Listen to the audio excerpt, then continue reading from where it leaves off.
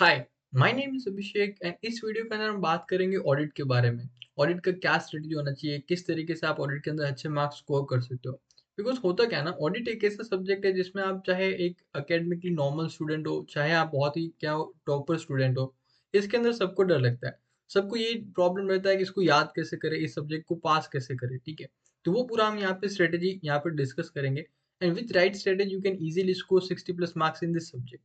Video में आगे बढ़ने से पहले मैं आपको थैंक यू बोलना चाहता हूँ। आपने जो लास्ट वीडियो था एएफएम एंड एफआर का एनालिसिस वाला, इसके अंदर आपने बहुत सारा प्यार मेरे को दिया। तो ऐसे ही सपोर्ट करते रहें, आगे बढ़ते रहेंगे। अब इस वीडियो में आगे बढ़ते हैं। तो सबसे पहला ऑडिट के अंदर प्रॉब्लम क्या आता है ना, ऑडिट का सिलेबस बहुत ही ज़्यादा बड़ा है।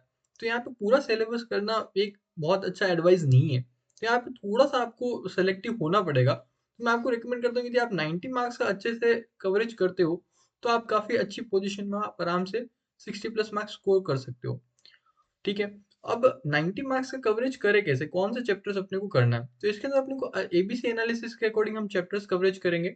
अब एबीसी के अंदर क्या है ना, जितने टीचर्स ने वीडियो डाल रखे हैं ना एबीसी एनालिसिस के, ज़्यादातर अच्छे नहीं हैं। उनके अंदर अपने-अपने वो प्रॉब्लम्स हैं। तो मैंने जो पर्सनली जो ऑब्ज़र्व किया है, जो मैंने खुद ने भी यूज़ किया था, वो अंकुश शर्मा का मैंने एबीसी यूज़ किया था एंड मेरे को वो अच्छा लगा था। तो आप भी उसको चेकआउट कर सकते हो। मेरे लिए उसने काम किया था इसलिए रिकमेंड कर रहा हूँ। No paid promotions okay. So ABC का सॉर्ट आउट हो गया।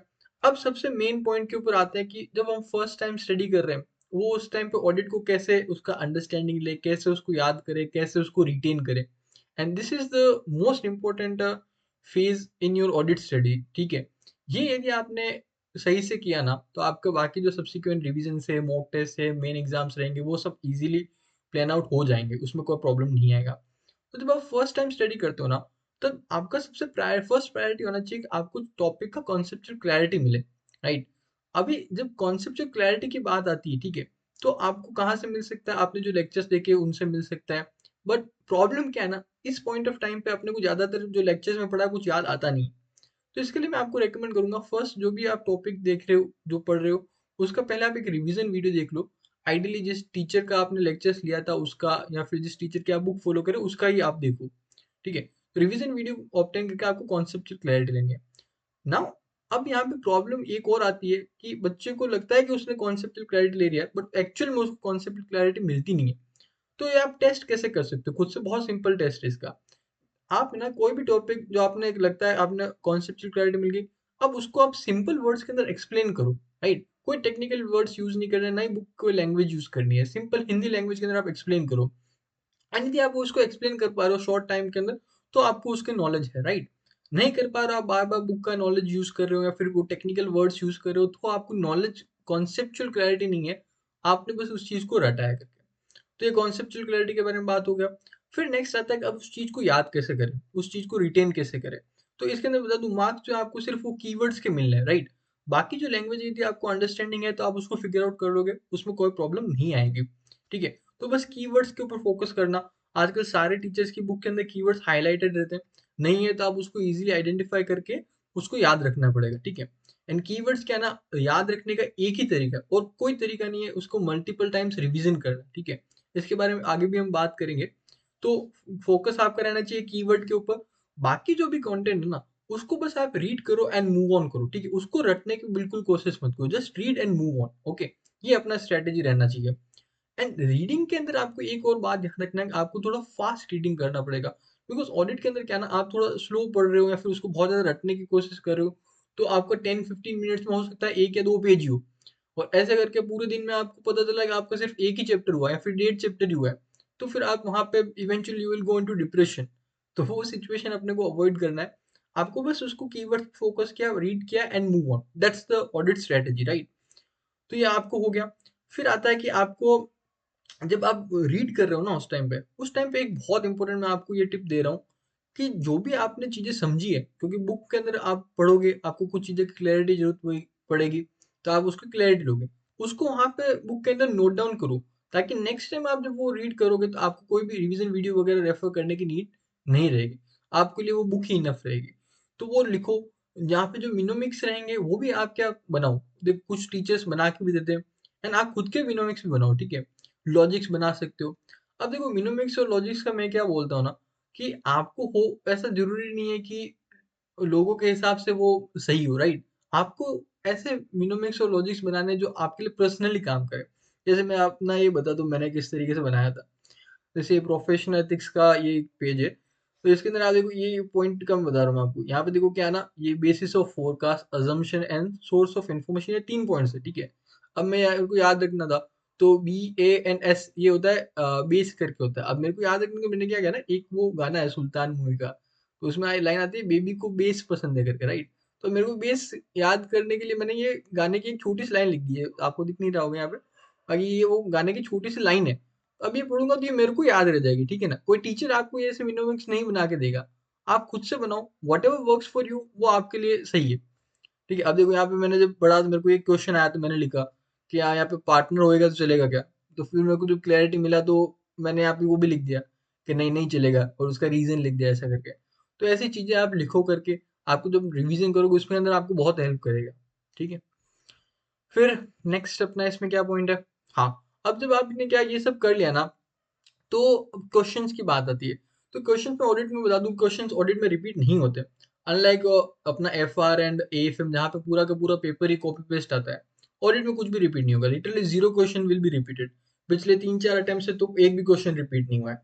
तो बट फिर भी कॉन्सेप्ट बोलता हूँ, क्वेश्चंस जो है, कुछ सेलेक्टेड क्वेश्चंस आपको देख लेने चाहिए, रिटर्न प्रैक्टिस करने की मेरे को नीड नहीं लगती।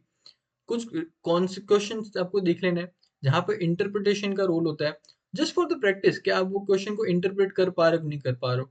ये आपके लिए भी एज अ टेस्ट रहेगा कि जो मैंने पढ़ा है वो मैं उनको समझ पा रहा हूँ कि नहीं समझ पा रहा हूँ, बस उसके लिए। ऐसा नहीं है कि वही क्वेश्चन उठ के बुक्स में आ जाएगा, वैसा नहीं, ठीक है? तो यहाँ पे कुछ सेलेक्टेड क्वेश्चन कर लो, यदि आपके पास टाइम हो, तो नहीं हो तो आप स्किप भी कर सकते हो, राइट? ये मेरा एडवाइस रहेगा पर्सनली। एंड MC के लिए कोई सेपरेट प्रिपरेशन करने की जरूरत नहीं है, जो आपका आप पढ़ रहे हो वही इनफ है। बट एक बात ध्यान रखना कि कुछ चीजें आप वो छोड़ोगे, कुछ चैप्टर्स आप छोड़ोगे, कुछ एसेज आप छोड़ोगे, उनका मैं आपको रेकमेंड करूंगा एटलीस्ट रिवीजन वीडियोस जरूर देख लेना। बिकॉज यदि आपने उसका रिवीजन वीडियो देखा ना, तो उसके बेस पे आप MCQ जरूर अटेम्प्ट कर पाओगे। एंड ऑडिट के अंदर आपको पास होने के लिए MCQ एक लाइफ लाइन है, ठीक है? ये सबसे बड़ा एक सपोर्ट रहेगा आपको पास होने में, तो ये आपको भी बहुत हेल्प करेगा, ठीक है? तो ये फर्स्ट स्टडी का आपको पूरा कंप्लीट हो गया। उसके बाद है ना, ये आपको मैं एक गोल्डन टिप दे रहा हूँ। जैसे आपका फर्स्ट एक बार ऑडिट पढ़ के हो जाए ना, उसका आप एक मॉक टेस्ट जरूर देना, ठीक है? और इमीडिएटली वो पढ़ते ही देना। बट यहाँ पे प्रॉब्लम आपको आएगी, जो भी आपने पढ़ा कुछ भी याद नहीं रहेगा आपको, तो इसके लिए बच्चे मॉक टेस्ट स्किप ही कर देते हैं। बट इसका भी सॉल्यूशन देता हूँ आपको। सपोज आपने 10 डेज के अंदर ऑडिट पढ़ा, तो 11th डे पे आप क्या करो ना, या फिर 11 एक 1.5 दिन ले सकते हो, 1-1.5 दिन के अंदर वो पूरा आप एक बार क्विकली उसको जस्ट रीड करो, जस्ट रीड। उसके अंदर आप रट्टा मत लगाना जाना, अब क्योंकि कॉन्सेप्चुअल क्लैरिटी मिल गया आपको। बस एक बार उसको रीड कर लो एंड मॉक दो आप करके।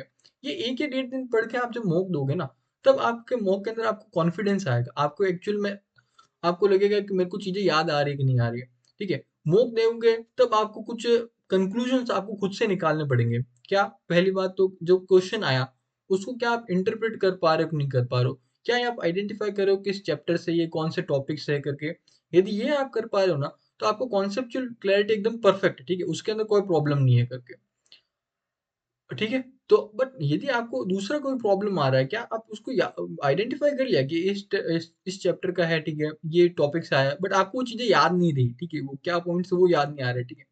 फर्स्ट ऑफ ऑल जो पहला मौका रहेगा, यहाँ पे एकदम ये नेचुरल चीज है कि आपको चीजें याद नहीं आएगी करके।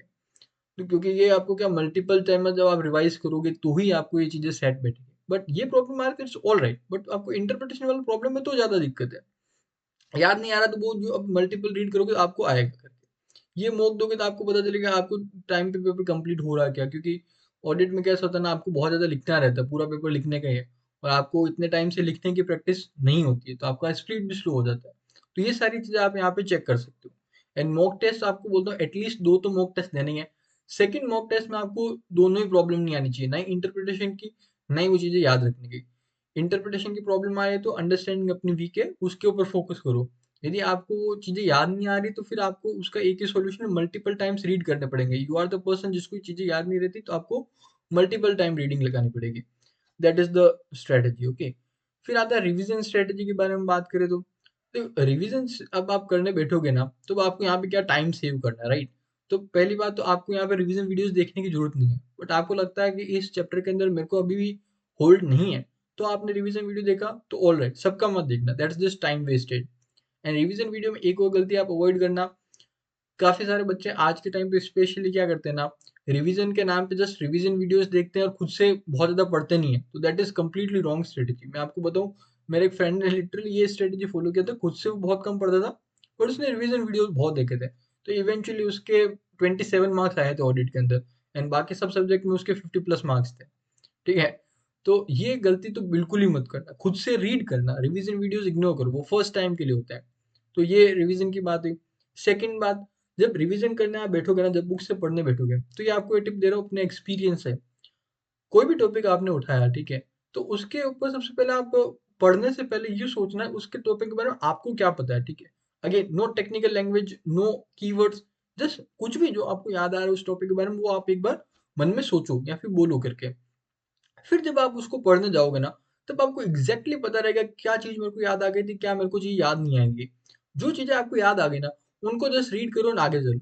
जो चीजें आपको याद नहीं रही उसके ऊपर आप अब डबल फोकस करो। ठीक है, इस तरीके से आप फिल्टर आउट कर सकते हो किस चीजों पे मेरे को ध्यान देना है, किस चीजों को मैं रीड करके आगे चल सकता हूँ। बिकॉज आज जो चीज आपको याद आ गई, वो हमेशा अब आपको याद आ जाएगी, उसके अंदर आपको कोई प्रॉब्लम नहीं है, राइट। तो ये आपको कैसे रीड करना वो हो गया। फिर आता है कि भाई साहब यहाँ पे क्वेश्चन प्रैक्टिस करना है क्या? नो, बिल्कुल नहीं, क्वेश्चन प्रैक्टिस करना is literally time wastage, because 1.5 दिन के अंदर आपको है ना वो जो आपका बुक में रहेगा ना नोट्स वगैरह, वही पढ़ने का टाइम नहीं मिला, क्वेश्चन तो बहुत दूर की बात है। तो क्वेश्चन प्रैक्टिस बिल्कुल मत करना, मैं तो स्ट्रॉन्ग एडवाइस है। फिर आपको ये रिवीजन के अंदर एक और आपको इम्पोर्टेंट चीज बताता हूँ, ऑडिट क्या है ना स्पेशल सब्जेक्ट है, तो यहाँ पे आपको थोड़ा स्पेशल फोकस भी देना पड़ेगा। बाकी सब्जेक्ट में सपोज आपने 3 रिवीजन किए, तो ऑडिट के अंदर आपको एक एक्स्ट्रा रिवीजन करना पड़ेगा। सिंपल अपना फंडा, जितना रिवीजन आपने बाकी सब्जेक्ट की किया, उससे एक रिवीजन ज्यादा आपको ऑडिट का करना पड़ेगा। ठीक है, एंड एक और टिप इसके अंदर ये है कि जो आपका फर्स्ट पेपर एफआर का होता है, राइट, तो उससे जस्ट पहले जो आपका रिवीजन रहेगा ना, वो ऑडिट का होना चाहिए। बिकॉज यदि आप ऐसा करते हो ना, तो आपका जो ऑडिट का रिवीजन रहेगा और उससे बाद जो आपका एक्चुअल ऑडिट का पेपर रहेगा, उसमें 4-5 दिन से ज्यादा गैप नहीं रहेगा। तो इतना टाइम जो आपको लास्ट रीडिंग से हुआ रहेगा ना, दैट्स ऑल राइट, इतना टाइम से आपको चीजें याद रहेगी, भूलोगे नहीं करके, आपको 1.5 दिन के अंदर बहुत हेल्प करेगा। ठीक है, तो आई थिंक हाँ, और एक और इसमें लास्ट चीज ये है कि जो आपका लास्ट रिवीजन रहेगा ना एफआर के एग्जाम से जस्ट पहले, वो 2 दिन से ज्यादा नहीं होना चाहिए।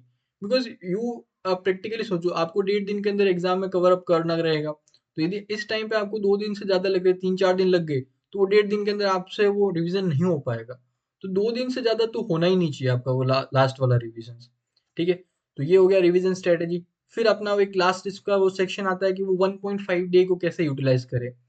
अब ऑडिट के अंदर ये बात ध्यान रखना कि जब जैसे आपका एएफएम एग्जाम खत्म हुई ना, घर पे आते ही आप थोड़ा सा फ्रेशन अप हो जाओ, पेपर आपको डिस्कस करना है, मे बी 15-20 मिनट्स के अंदर डिस्कस रिव्यू वगैरह देख के एंड 7 बजे से लेके आपको पढ़ाई चालू कर देना है।